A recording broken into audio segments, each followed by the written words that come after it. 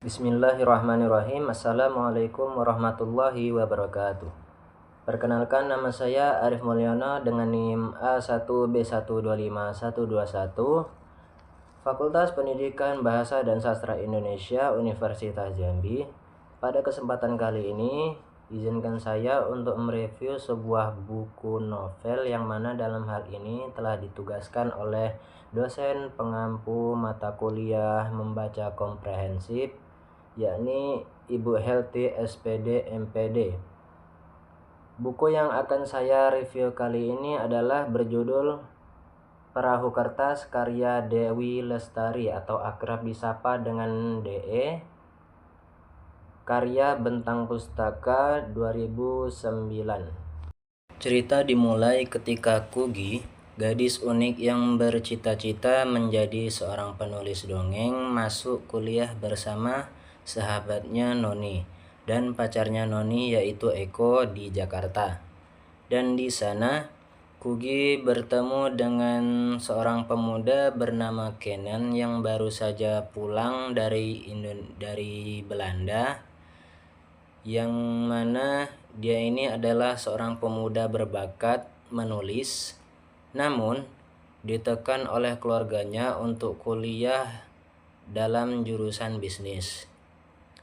Sejak awal, Kugi dan Kenan merasa cocok secara karakter dan imajinasi. Mereka sering berbagi inspirasi, dongeng, dan juga cerita yang membuat kedekatan alami keduanya.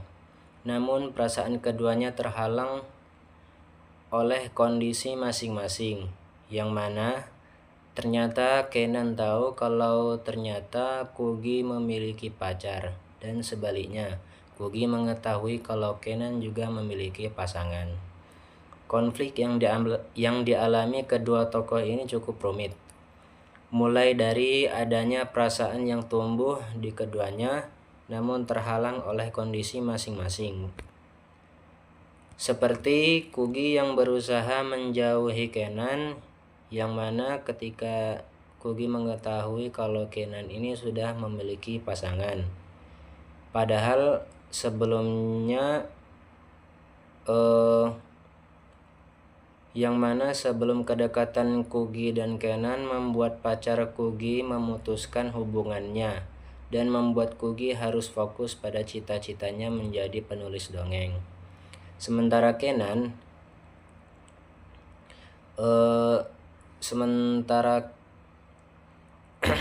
Sementara Kenan, ia dihadapkan pada keinginan dirinya atau keluarganya yang memintanya untuk fokus kuliah di jurusan bisnis, sedangkan dirinya sendiri ingin menjadi seorang pelukis terkenal. Namun malah dipertemukan oleh pasangan yang hanya ingin memanfaatkan bakatnya untuk keuntungannya sendiri.